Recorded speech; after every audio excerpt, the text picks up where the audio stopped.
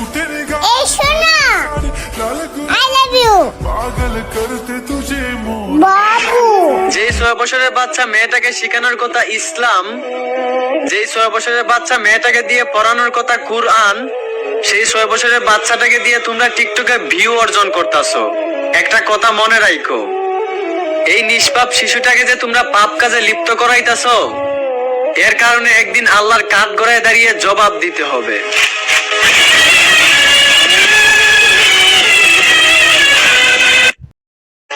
হিজাব পরা মেয়ে দেখেই ভাববেন না যে তাদের চেহারা খারাপ, কারণ ব্র্যান্ডের জিনিস তো সব টাইমে প্যাকেট করাই থাকে।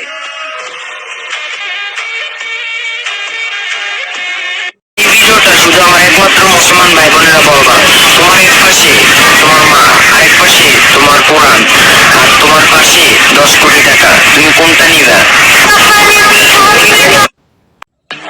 ভালো করে দেখে বলুন তো, এই দুটো জিনিসের মধ্যে আপনার পছন্দ কোনটি, 1 নাকি 2?